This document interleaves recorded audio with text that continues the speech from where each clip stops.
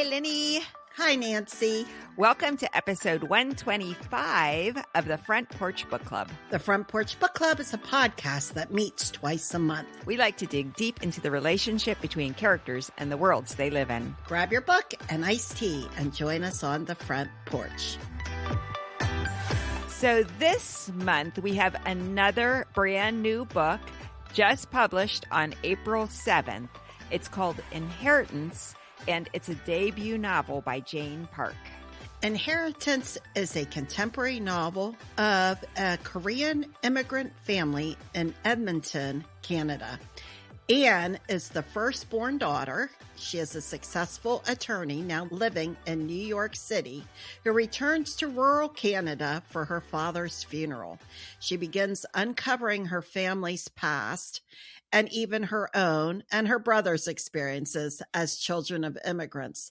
This book is a deep dive into the experience of an immigrant family and the complexity of relationships between children and parents, siblings, and families and their community. There are a lot of layers here. They reveal to us that those who escaped the Korean War to come to North America faced hardship, discrimination, and conflict. Yeah, so the backdrop here is that Anne's father fled North Korea during the Korean War. And as he fled, it was kind of a family decision that his father and brother would stay behind and take care of the family farm and feed the animals while the rest of the family would go to Seoul. And they thought they would just be gone for a couple weeks or something. Never did they believe that the DMZ there would be hardened and they would never see their family again. So as I was reading this book, I realized I'm very fuzzy about the Korean War. Do you feel like you know much about the Korean War, Linny? No, I really don't. My father-in-law served in the Korean War. Did he? Yeah, he did. And so I remember that he was, I think, in the Merchant Marines. What I know about that was from his experience of doing that. And he never saw the land. He was just a carrier ship back and forth with merchandise. So I believe that's what he did in the Korean War. Wow. Well, I did a little research, and here's my Cliff's Notes version for us about the Korean War. After World War II ended Imperial Japan's 35-year-long occupation of the Korean Peninsula, Korea was basically divided along the 38th parallel, with the Soviet Union as the protector of the northern part and the U.S. the protector of the south. Then, on June 25th, 1950, after years of Cold War skirmishes back and forth, the North Korean People's Army, aided by the Soviet Union and Communist China, invaded the non-communist Republic of Korea in the south. So in the United States, we committed our forces to assist the Republic of Korea in its defense. Over the time of the war, or I believe the UN officially calls it a conflict, we provided about 90% of the military personnel, but we were aided by the UN and allies like Great Britain and the Netherlands, Australia, Canada, typical allies of ours. Then it was a couple years of war, just pushing each other around the map and eventually really coming to a stalemate right around the 38th parallel where this had all started. On July 27th, 1953, an armistice was signed ending organized combat operations. And this was a campaign promise that Eisenhower made and then kept after he was reelected. The conflict caused around 1 million military deaths and an estimated 1.5 million to 3 million civilian deaths. Oh, my goodness. Now, what strikes you about that death toll? There were more civilians killed during this conflict than military people. Yeah, it sounds like a lot of raiding and murdering. Yeah, 1 million military deaths is terrible, but maybe even twice as many civilian deaths. this mortality among civilians is attributed to one-sided massacres, starvation, and its companion disease. Additionally, virtually all major cities in the peninsula were destroyed too. So this was a devastating war that I feel really foolish not knowing much about. It's horrible. Yeah. So anyway, it's the horror of this war that brings Anne's parents to Canada. And not surprisingly, her parents don't really want to talk about the war at all. And at the beginning of the book, Anne is talking to her mom, asking a little bit more about her family history. But her mom says, and I'm going to quote her mom, "We don't need to heal. We need to forget. Easier. Past is past. We need to move on, not go back to bad things." But I think what the author was really setting up here is that her parents want to forget, but it's actually misshaping their entire family. That denial, that refusal to talk about what happened to them, to help their children understand where they're coming from, why they are the way they are, and their expectations for their children. What did you think about that? Look, we don't talk about it. We don't want to talk about it. Anne is in her 30s. She doesn't even know her dad is from North Korea. She finds out after he's dead that his family is originally from North Korea. Yeah, she's really not aware at all. They really shut her down.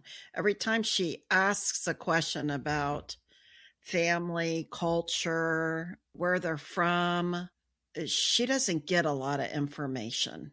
When I was reading that, it didn't surprise me. You see people who have experienced a lot of trauma from war trying like the dickens to forget it. And of course, some people can and move on, but this seemed like I'm stuffing it down, but I'm not dealing with it. Like I want to forget it and I can't, and it's hard to move on.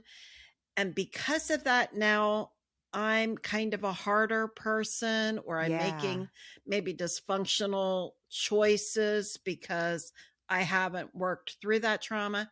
Again, I don't blame people for this.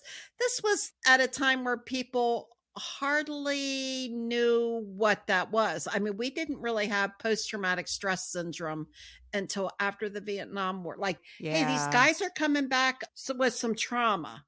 We got to look at that. And then we had a name for it. But understanding trauma and how to cope and work through it, a lot of that was not where people were at this point. Certainly not in the 50s. It's when you get a diagnosis that then you get research, and then you get approaches and all of the things that help you understand what to do with it. But at this point in the Korean War, we did not have a diagnosis of post-traumatic stress syndrome. We had shell shock, and that wasn't really a diagnosis. That's what just people called it. Right. It's like once you name it, then you can start. Then you can do something dealing with it. And it was interesting. The one character in this book, Anne's, for a while, girlfriend, her great uncle had been in the Korean War. And they talked about how he had never been the same ever since. There's a little bit of exchange in the family. Meredith, the girlfriend, she just kind of rolls her eyes and says, "Oh, he's crazy." So it is interesting that in this book, at that time period, people just didn't even really know how to articulate what people had been through. And the other thing this makes me think about, Linny, is that we have done a lot of books on war. We have. Yes, we have. And people wanting to not talk about war and the consequences on the generations that follow. But we have done a lot of war books this year already. We have. Yeah. And we're not war people. We're not. Like, we don't want, I don't want to talk about war and all the sad things.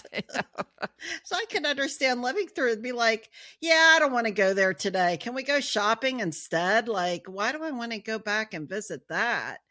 Therapy and working through trauma is hard work. Yeah. Which is why some people don't want to do it, because it is hard. People don't understand, I think, sometimes how hard therapy is for the people going through it. It's work. And then there is the added issue of stigma, having to pay for it, cultural thoughts about counsel. I mean, there's just a lot of things going on here. Yeah, the 1950s. Yeah. Where they were in Canada, out on the prairie, there may not have even been a therapist available. Might have been 2 hours or 3 hours away. I'm sure they were very underserved as far as mental health services go. But I think by the time Anne is growing up, we're in the 80s, 90s. So it's a little bit further on, but still, getting counseling is not something her parents think about. That's for sure. No. Her returning home puts her in a little bit of a spin, though, because now she's faced with, oh, this was how I was raised. Yeah. These are these old rules. Mom's kind of rough around the edges. Mm-hmm. Dad was kind of abusive. Now, looking back on it, now I think people call that abuse today. Yeah. So she's looking at them as how they were as parents, now as an adult, thrust back in her old bedroom. So she has a lot of work to do, and she doesn't really realize it when she gets home. But by the end of that 2 or 3 weeks, a month that she's home, she realizes, wow, I have a lot of work to do on myself. I don't think I know myself. I don't know what my goals are. I don't know who I am. I don't know where I've come from, who my people are. I don't know my heritage. It doesn't really say when he leaves the war to come to Canada, but there has to be some kind of trauma there. Like he experiences some things enough to flee. Yeah, we don't know a whole lot. Right. But he deteriorates as a father. There's a lot of stress. There's a lot of prejudice. There's a lot of racism. There's a language barrier. There's a lot of things that immigrants face when they try to settle in a foreign land and try to make a go at it. And they're doing it for themselves, and they're doing it for their families and their children to make a better life. Most people get that. But the amount of stress it takes to do that is tremendous. Yeah. And one thing I liked about this book is that it does describe the stress on the parents and the children. You kind of get the impression that he's okay at the start of the book, but Anne's a young person, so she would have just accepted that as that, I think. But as she becomes a teenager, she sees a deterioration. He becomes more abusive. He's starting to drink too much. He's argumentative with his wife. He isn't very nice to her sometimes. Mm-hmm. And he can be a little bit of a bully. He is trying to keep this family together, but in doing so, by his actions, he ends up pulling it apart, really. He doesn't develop a cohesive family. Yeah, and I think that all of this is really driven by his concept of what it means to be successful. So he's looking around at their larger Korean community. Well, there are no other Korean people in that little town where they have the grocery store, but in the bigger city of Edmonton, there's a bit of a Korean community that they have been a part of and they still keep in touch with. And there are some of the people in that community who are doing very well financially. And so he is trying to emulate and do some of the things that some of those people have been very successful at. There's a lot of comparison about who has what size house, drives what kind of car, especially what the children are doing and how the children are succeeding. And you just get a sense that he gets overwhelmed by all of that. It is, of course, the stress of being an immigrant, but there's an added layer of he really wants to be seen as a successful man, and he feels like he's failing at that. You know what I thought? I thought a lot about the cultural differences. So where he grew up, it is more family oriented, and it's a family culture. Yeah. I'm no expert on Canada, but I'm going to say I'm going to say maybe Canada is a very individualistic society like the United States. And so the kids are growing up with my goals, my desire. This is what I want to do. And that's in a direct conflict with dad, who grew up. It's the family that matters, not your individual goals and wants. You take care of the family, and you're the oldest son.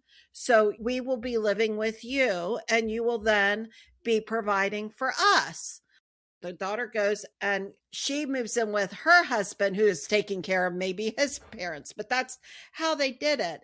Because of that, the kids are growing up with different values. They're growing up in a white community. They're predominantly a white community. It looks like there's some native peoples in Canada that are there and a couple of other minorities, but mostly a very white community. Yeah. And so all of their peers are like, oh, well, I'm going to do this when I grow up, or I'm going to do that, and I'm going to go to this school or that school and study this because that's what I want to do. Right. But it was different for them. And the older brother was challenging his father's expectations for him more than our main character, Anne.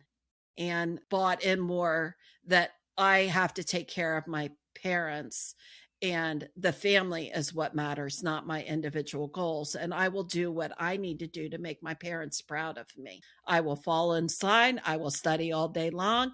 I will do what I need to do to make them happy, to the point where she wasn't happy. Her individualism was gone. But you can kind of see as she's growing up that she doesn't have that same pressure from her parents as a younger sister, because their main thing is they just want her to be pretty, and then she'll get a good husband and marry into some money. That's her job, to be pretty. Even though she feels like she's not very pretty and she's not doing a very good job at it, that for her, I think, feels like a easier lift than her brother, who they really do have the expectation. You will be taking care of us. You will earn the money that you will then give to us. And by the way, it's not in the field you're interested in, because he's really interested in emerging computers and how he can do coding to revolutionize the way people do things. The description is he's almost going to be a mini Jeff Bezos before Jeff Bezos gets on the scene. He's like, wow, with computers and the internet, we could sell things. But his father doesn't understand that. He just really wants his son to be a doctor or a lawyer. And for Charles, that's not what he wants to do. I think if his personal, natural interests would have been being a doctor and a lawyer, I think maybe they would have gotten along better. But because his passion was computing and that was unacceptable, then I think for Charles, forget any of this. If I can't do what I want to do, then I'm not subscribing to any of these expectations you have for me. Oh, yeah, it was checked out. Dad kind of blew it with him, and Mom did too. Yeah. And at one point, his father even says to him, your life does not belong to you. It belongs to our family. Right. And like you say, that's a very cultural idea. Right. In the United States, we'd say completely the opposite, right? We'd say what Charles said. Yeah. Yeah. And he does reject it. Yeah, so we got the clash, right? And it's those first generation kids that grow up and they try to say, now, what part of my culture do I want to assimilate? And what part of the new culture do I want to assimilate?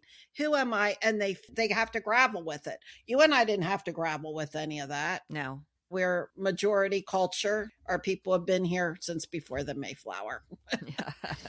These kids had a lot of work to do. And what I liked about the book was that it exposed you to all of those cultural components and what her experiences were growing up. Do I really want to be friends with the only other minority in my school who smells like garlic? Right. For some reason. I can't do that because then I'll never be accepted right. by the majority white girls. Right. She was always nice enough with her, but she kept her at a distance. Yeah. And that could have been a great friend for her. It looked like that girl. She would have been the best friend, and they would have gotten along and they would have had so much fun. Yeah. But she just kept her at a distance her whole time there. And the kids that she wanted to be friends with weren't really that great. She kind of had some falling out with them, and she decided she wanted to study all the time because she wanted to get her parents' attention.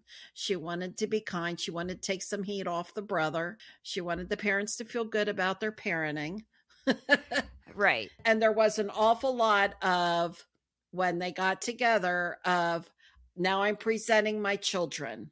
My children do very well in school, and my children are this, and my children are that. Mm-hmm.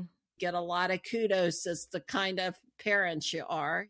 Right. Like, I will sacrifice, but these are my offspring. This is what I'm working so hard for, is to get them the education and to give them the good life. And look at how they're blossoming. You know, this whole idea of family comes first, and there's a lot of concept of honor in this book, like honoring your parents and honoring the expectations of your family. I was really interested in the knife that makes an appearance several different places. So the Korean noble women carried an ungjangdo. They were expected to use it to kill themselves if they were ever raped, because that would be a huge shame. And so to relieve the shame, then they would kill themselves so that they were honoring the expectations of purity. This book talks about really dying to self to honor your family, and that the children's hopes and dreams have to die in order to fulfill their parents' dreams. So Charles has to forget his love of computers, or his father wants him to forget his love of computers. Anne has to set aside her love of drawing. They're dying to these instincts and these passions that they have in order to satisfy the honor of their family. Anyway, I thought that this idea of the knife that appears and reappears was an interesting symbol of that, and what it means to have honor, what it means to keep honor. But I want to talk to the author about that. And it's important to Anne, too. I guess she questions it a little bit when she learns of it. She does, but yeah. She keeps it inside her clothes. Like, she keeps that close to her. Yeah. And she, at one point, kids ask about it. I guess it falls out of her shirt or something. Mm-hmm. And she has no problem verbalizing it, even though they're very confused by this. It's like, no, I wouldn't do that. Right. It's interesting because it's right on the front cover of the book. So, there's something about this knife that is very important to a lot of the themes that are running through this book. Mm-hmm. And it really is this dying to self, dying to the individualism, and putting the family first. I would say she doesn't steal the knife, but she keeps it, even though the family it came from, they want it back. But she says she doesn't know what happened to it, or that she gave it back or something. So it's this ill-gotten knife, and then it ends up being used for ill purposes later in the book. I just thought that was very interesting. Yeah. The author leads us along a little bit, like we're not quite sure. Mm-hmm. But near the end, we realize what has happened here with this knife. Yeah. And the trauma and her part in it, she blocks out, which is not a surprise. Right. But it's curious that this major theme of dying and putting family first then does not serve the brother or her, actually, at all. Not at all. It has horrible repercussions for the entire family. Mm-hmm. Dad is really not in a good place. Mom cries for years. Yeah, just wandering around the countryside. Yeah, right? It's not good. And brother has definite substance abuse, addictions. Yeah. So it takes them all a while. And After the father dies and returns home, it seems like people progress again. Like, okay, now we're coming together again as three adults. Now we have things to work on. Brother works on stabilizing, doing the hard work of sobriety. Mm-hmm. And right now, that's his number one goal. But he's going to be a parent. So he's got a lot going on. He has to figure out how to get a job, how to be a dad, how to make money, how to stay sober, how to be a boyfriend, a husband, whoever. Yeah. Anne's got a lot to figure out. Mom has a lot of healing to do. Mm-hmm. And she starts living a new life as well. And I was glad to see that for her. Yeah. She was completely selfless as well. She put a lot into her husband. Her will was not her own. If he wanted to move and get a grocery store out in the middle of nowhere, that's where she was going. And she was going to work there 14 hours a day, stocking shelves, if that's what her job was. Mm-hmm. And everybody did what they did, but now it's like a time of healing and moving past. So I liked that arc for all of them. I thought they all were in a better place because of reuniting at the funeral and working through that together. Yeah. But Anne was a big part of making that happen. Yes, because brother lives with mom on and off, and the two of them were happy to just be bouncing against each other and fumbling along. Yeah, it's the introduction of Anne into that and her questions and her challenges to both of them. I think. And she's not always an easy person either. No. She's kind of like her mom. Yeah. She's pretty hard on her brother. Mm-hmm. Kind of mean to him at times. Yeah. She's developed a voice, I think, away from the family. She's obviously grown up as an adult and living in New York City. So she has a sense of herself, but she returns and wow, the clashes are really there. Yeah. And I think part of it is that she's earning a great wage and she's sending a lot of money back home to support her parents and also her brother because he's living with her parents. And that really is the role of the eldest brother. And he has been unable to do that. I think she is actually by then frustrated that she has been forced to step into the role of the eldest boy. She still doesn't see this as her choice. Right. She's angry with him. Yeah. She's like, I have to do this. First of all, she doesn't have to do anything she doesn't want to do. But she doesn't see that she is a little codependent. She's enabling her brother to act the way he is. Mm-hmm. Because I wouldn't give anything to him monetarily wise. And she's giving him money. Yeah. No, you don't give an addict money. You never give an addict money. You just don't do that. But she enables him a lot. And so does the mother. Definitely. The mother coddles the brother because he's the oldest boy. And so she thinks he's wonderful. She will make excuses for him. She's always coddling is a good word. I mean, she infantilizes him. She expects nothing of him. And she makes his meal and washes his clothes. And this is a grown man. Yeah. And you do see that with some people. Definitely that they do all that for their sons. Yeah. Yeah, it's just something. Ugh. But anyway, we would all call it dysfunctional. But there's some growth here that has to happen. All right, so there's prejudice, certainly in Canada, like in the United States. It is not a uniquely American trait, as it turns out. So we're growing up here in the 80s and 90s, and we've got a basically white community. There's a couple of minorities, and we've got a lot of discrimination. Yeah. Anne feels that she looks very different from everyone else. She hears people using slang words to describe her ethnicity. Mm-hmm. We're barely scraping by because nobody's even coming to the store. So terrible. Isn't that horrible? Yeah. Like nobody is visiting. But Dad decides through some conversations that if they get a liquor license, people will come by. And that does work. And it saves their business because then they finally have money and food on the table and life gets a little bit easier for them. Ugh. It's always hard, but at least they've got money rolling in. And here's the thing. Not only is she Korean, but she's a female.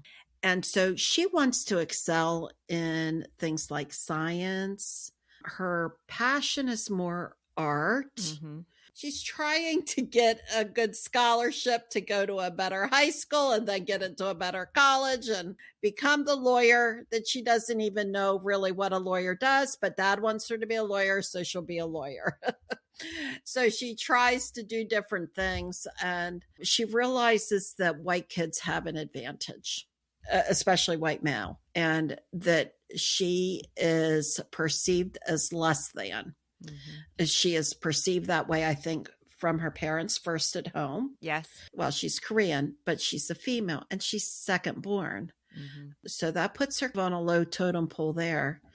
Obviously, her peer group, the girls, some of them just want to be moms when they grow up and they just want to be pretty and have nice mascara and marry their high school boyfriends. And that's where they want to go. And there's, if that's what you want to do, that's fine. Yeah. But that's not Anne's experience nor her expectation. Mm-hmm. So she knows at some point she develops this, I've got to do more than them. I have to work harder than them.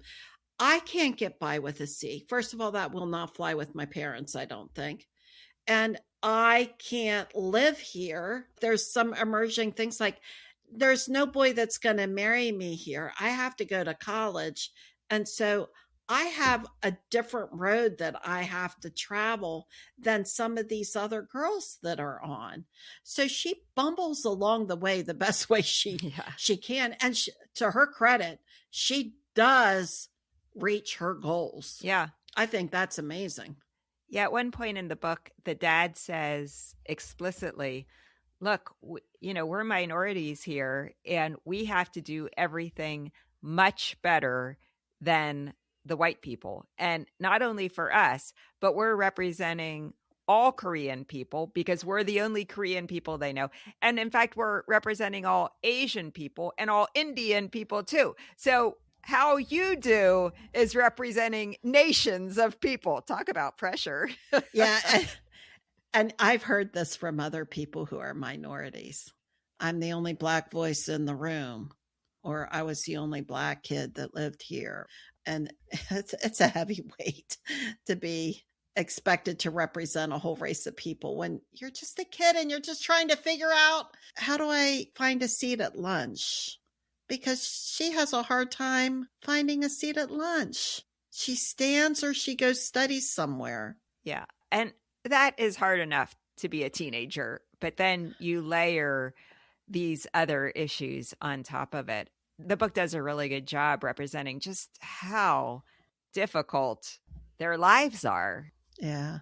But it ends on a nice note. So I do like that about the book. Yeah. We all get to a better place. It's a hard road. Yeah. The way it's written, we jump around in time periods, and it's fun to have that slowly revealed to us. Because when we first meet her, we're like, oh, successful attorney in New York. Well, that seems pretty good. And little bit by little bit, we learn more about her and her experience and the really subtle racism that she faces, the more overt abuse that she faces at the hands of her parents. Just all of that I thought was rendered in a way that felt very realistic. Yeah. And I liked each of the characters. Like sometimes we read books and we don't know if we like them all. Yeah. But I did like the father and the mother. I thought they were very realistic. Yeah. And I bought into them and their dreams that they had for their kids and understanding what their culture was. And they were trying to provide this for them. And I understood all of that. I liked that. I did like the girlfriends. I liked her boyfriend a lot. Richard, the New York City boyfriend. The whole way through, I liked him. I thought he was a great boyfriend. But I was glad that they broke up because I do think she needed time to figure out who she was outside of that relationship. Yeah. She needs some space and time to figure herself out. She wasn't always a really nice girlfriend. She kept him at a distance. Yeah. And pushed him away a lot. And that's not fair to Richard because I liked him. I'll look forward to talking to our author for our next episode. Oh, absolutely. Yeah. I look forward to it too. I don't think we have done a book in Canada. I don't think we have. We've hopscotched over Canada and been to Alaska. And we did take a voyage up the St. Lawrence River. It's true. Before it was Canada. Right. We did visit Canada. And I see she lived in New York. And so I think she's drawing on some personal knowledge here, maybe. But we'll ask her about that. Yeah. And she is the daughter of Korean immigrants. I saw that. I think talking to her will shed an interesting light on this book and her own experiences. So stop by the front porch for our next episode with our author, Jane Park. And we will learn more about inheritance. Yeah. Everyone, thanks for listening. Our website is frontporchbookclub.com. Our episodes come out twice a month on the first and third Wednesday of every month. See you next time, Linny. See you, Nance.